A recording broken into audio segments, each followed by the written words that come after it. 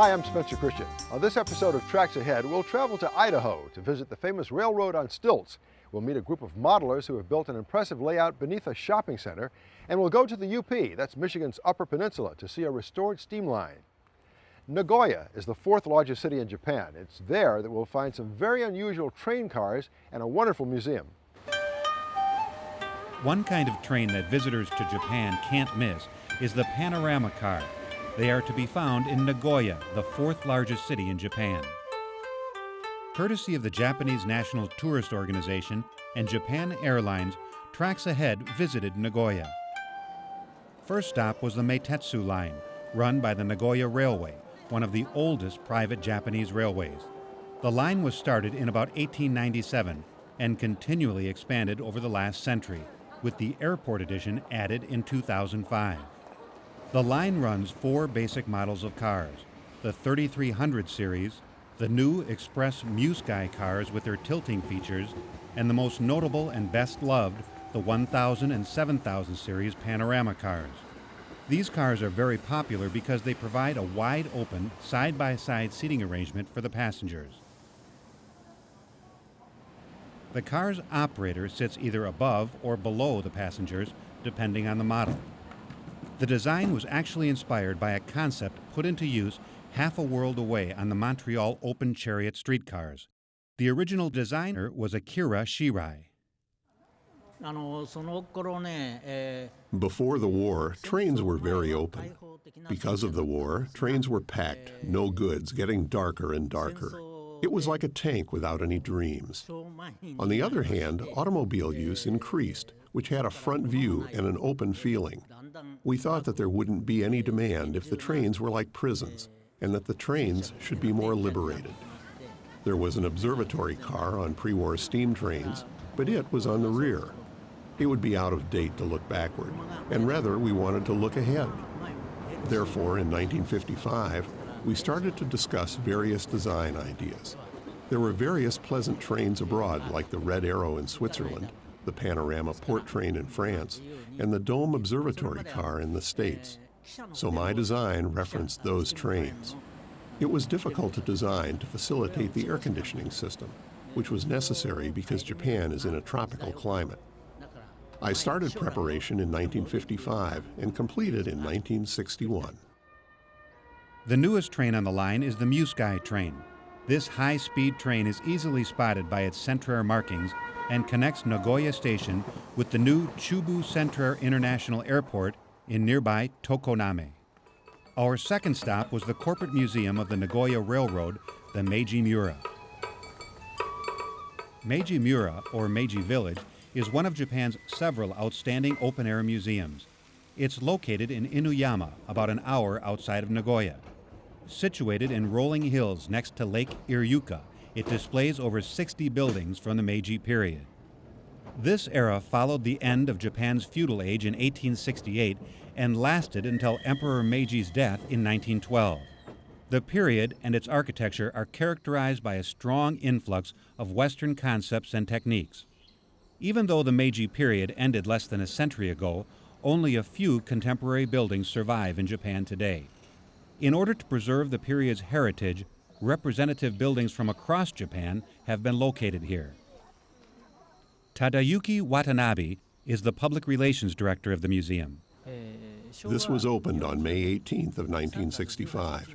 It is 42 years old this year.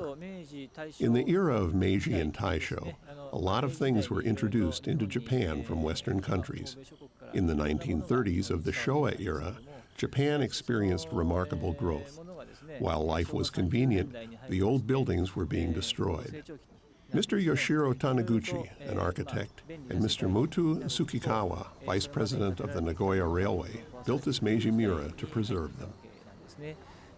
The museum covers a space of roughly 20 baseball stadiums, over 1 million square meters of space to house the 64 buildings and structures that make up the village.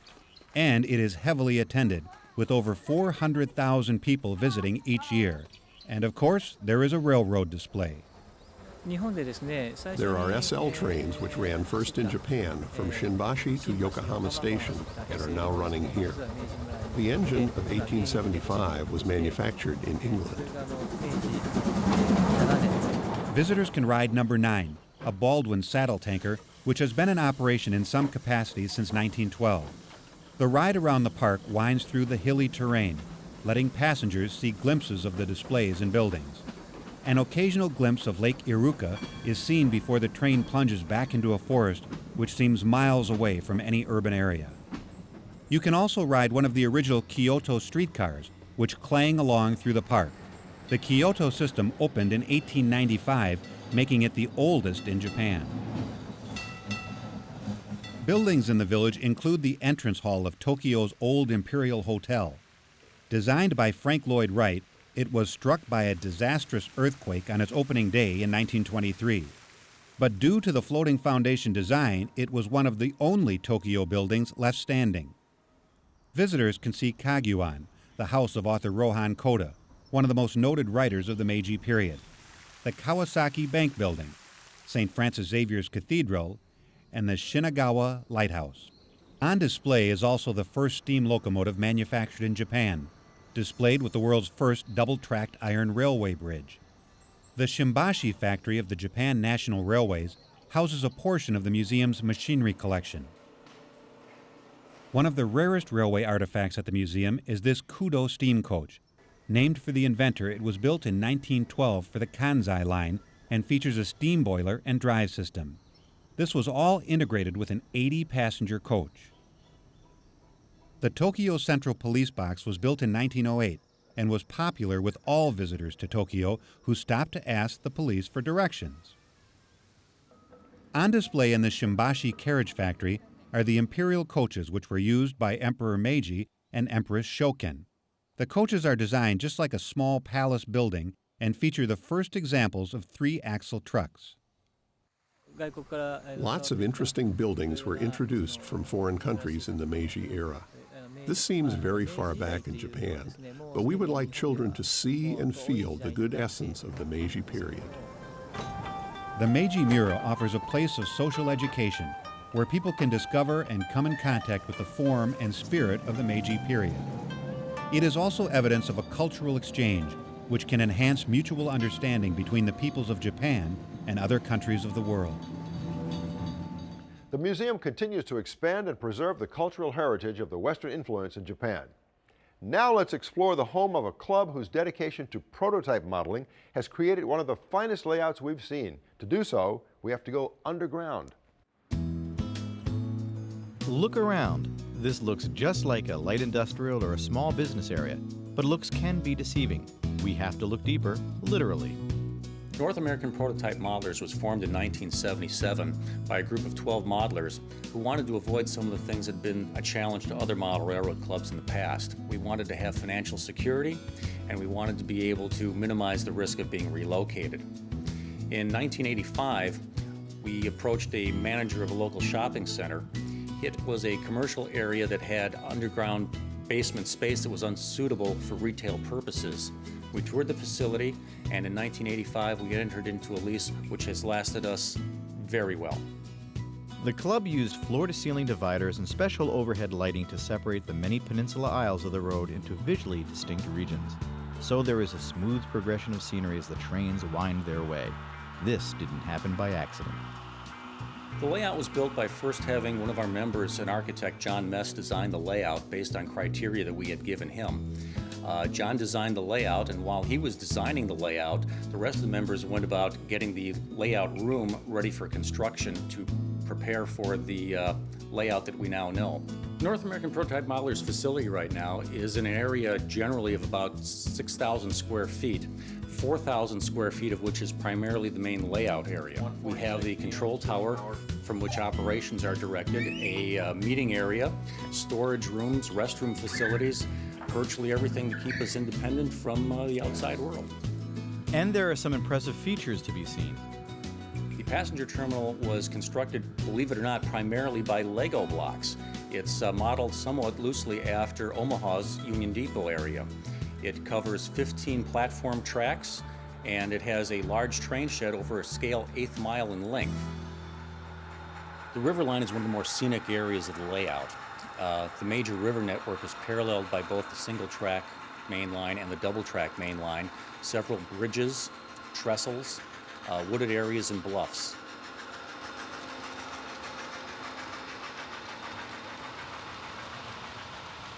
One of the more detailed areas is also the interchange point of Altoona and Independence. It's a Midwest farm town. It also has scenery depicting an autumn environment. East LaSalle is an amazingly well-detailed urban area. It has many switching opportunities for the operations group, and it was also featured as a cover story in the March 2003 issue of Model Railroader magazine. One special feature is the multiple-track off-layout staging yard. Here trains can be made up and then run into the main layout via a retractable bridge. This allows realistic point-to-point operating sessions. Okay, the bridge is set. Operating sessions require precise control, not just for trains, but for accessories. NAPM uses DCC, Digital Command Control, not only for operation of the trains, but also for some of the accessory features on the layout. For example, the main passenger depot, with 18 tracks in the area, is a complex of switches and turnouts, 8 double slip switches alone. We needed to have a simple way to activate the route for an operator. So now with the accessory decoders driving the turnout machines, what we have is the ability for the operator to need only 2 things. 1, what track am I on? And 2, what lead am I going to? Because this is an operating railroad, the member session started Fleming Yard, the heart of the railroad.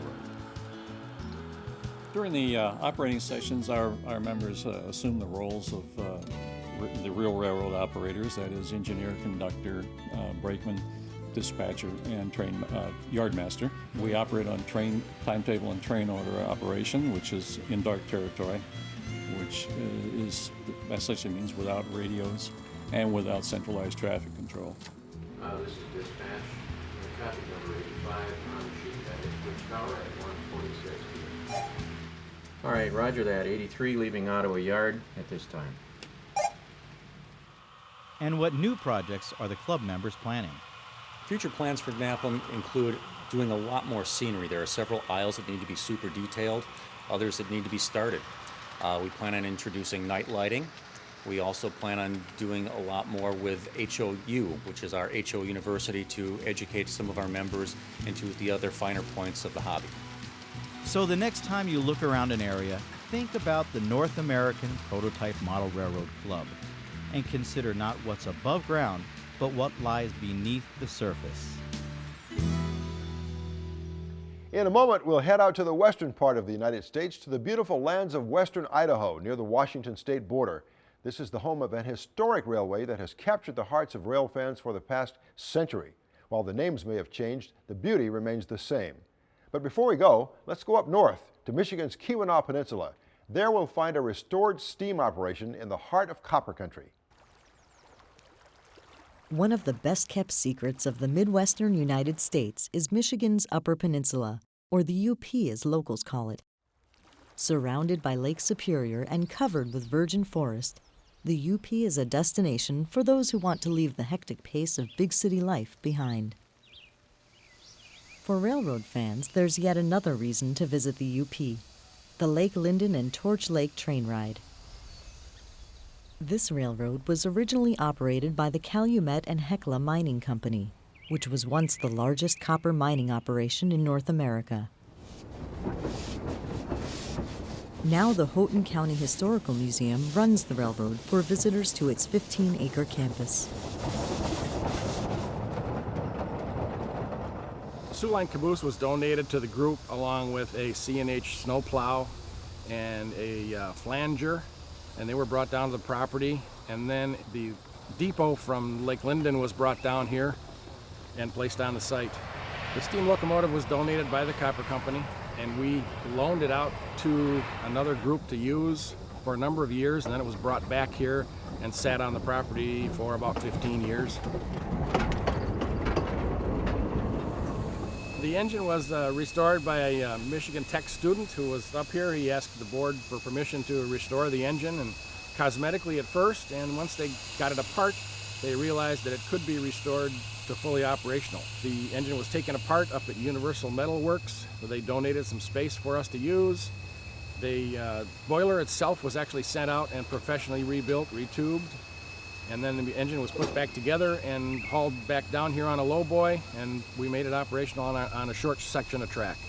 And then we added the loop of track later. With the help of a loan from the U.S. Department of Agriculture's Rural Development Program, the 1-mile circle of track was completed in 2005.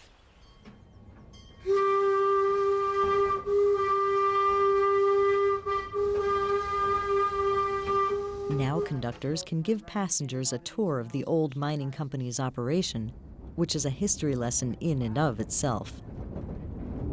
The train passes a one-room schoolhouse, a log cabin, horse-drawn wagons, parts of the old mill, and bases from the settling tables where copper was separated from rock. Some of these attractions were donated by local companies, but the bulk of the items were left intact on the site when the mining company went out of business in the 1970s. The restored steam engine actually ran on the original mill site. Built in 1915, it's an 040 15-ton Porter 3-foot tank engine. There's also a 1962 Plymouth gas hydraulic miniature diesel engine, which was donated by the Deppy Transportation Company in Baraboo, Wisconsin. It came along with 2 boxcars and 3 flat cars. The Historical Society converted the boxcars into passenger cars, which hold 20 people. There are plans to convert one of the flat cars into a caboose in the future. But right now, this train ride and the entire Houghton County Museum is all about reflecting on the past and enjoying the present. The main museum building was once the old mill, and it's filled with reminders of what life during the turn of the last century was really like. Adjacent to the museum campus, visitors can enjoy overnight camping or spend a day swimming and boating on Torch Lake. But for hardcore rail fans, nothing can beat Lake Linden's engineering program. Hello, Brian. I'm your engineer for a day. My name's Dave. There you go, Dave. We have a program where people can come and learn how to operate a steam engine. We have a 3-day training class set up, or also just an engineer for a day where they can come and ride in the cab and possibly by the end of the afternoon know how to at least minimally operate. But the 3-day class is pretty comprehensive, gives you all the information, all the safety things you need to know, and it's a good operation, and it's very reasonable, I believe. Cost for the Engineer for a Day program? For Dave Ball, executive producer of Tracks Ahead, priceless. Thank you. Congratulations once again. Thank you. Job well done. Thank you very much. So I didn't even have to shovel any coal.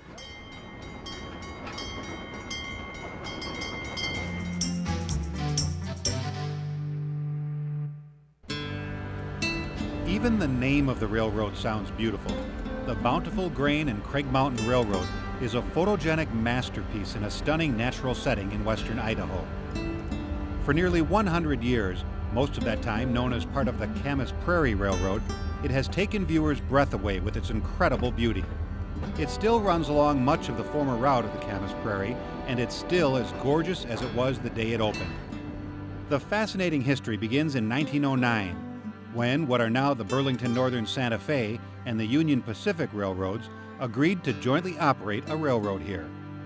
They had been fierce competitors in the Pacific Northwest, but it made both financial and logistical sense to share this one railroad rather than each build their own to run along the Clearwater River. There were major traffic opportunities to haul timber, minerals, and agricultural products, and there was more than enough business to go around. A few years later, more track was laid between Orofino and Headquarters, Idaho.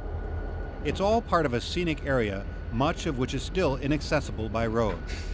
The trains can run on a steep grade along a rugged mountainside or through the quiet beauty of a gentle valley.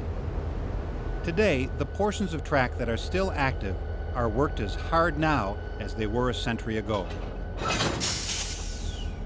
It's a tough business which over the years has had its share of challenges, but the freight business has been lured back and the timber is being hauled as it has been since the early days. We lured back some of the customers by using getting some of these cars on a car hire free basis. A lot of the customers have problems with timing, dating. If a salesman sells a load, he'll sell it 2 weeks, and he has to sell it 2 weeks in advance in order to get his cars on time. Where we went and took cars, we got them car hire free from, for example, from like Union Pacific, and took those cars, told them we'll put them on spot. When you're ready to load them, you load them. So the salesmen don't need that 2-week lead time anymore. They can sell a car as soon as they sell their load. They can put it on the car and it's shipped almost immediately. Nobody pays any car hire. There's no demurrage bills. And that's been a really big instrumental thing that we've done. Plus, we put a schedule out. We told them exactly what we're going to do, when we're going to do it, how it's going to be done.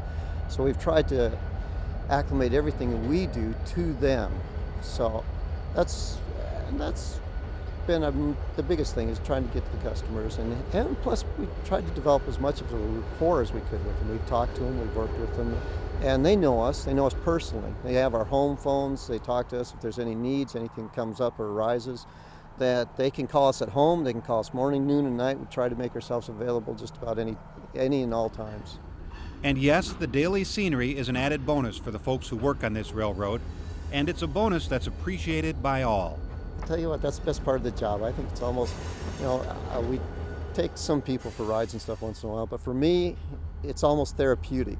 I just enjoy it. It's peaceful, it's calming. It's probably the most ideal job I've ever had.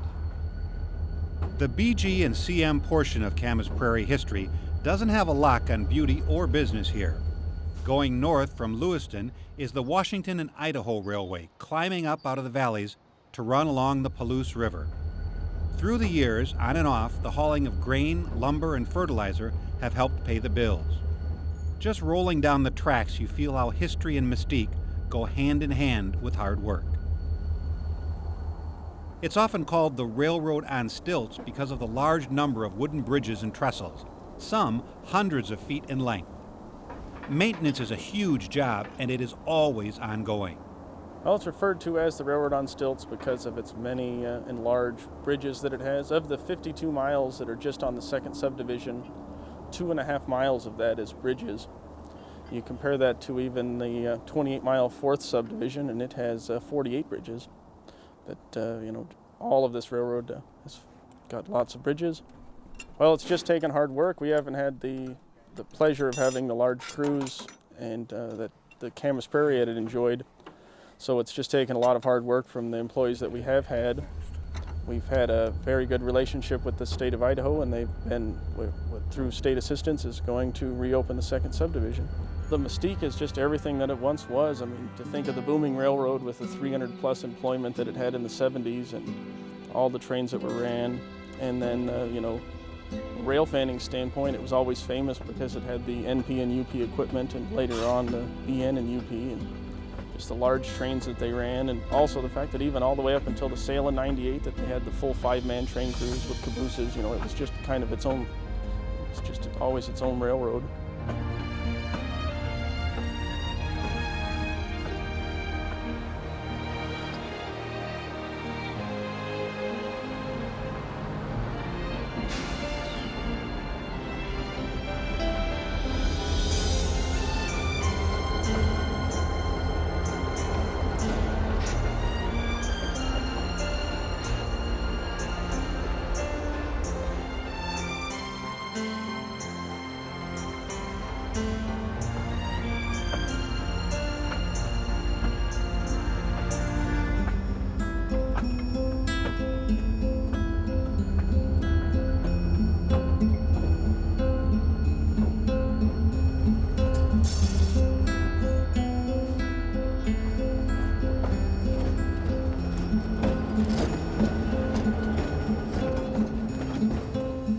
Both of these railroads are proof that beauty, brains, and brawn can be a stunningly successful combination, long after the allure of youth has worn away. Well, that's it for this episode. Please join us next time for more Tracks Ahead.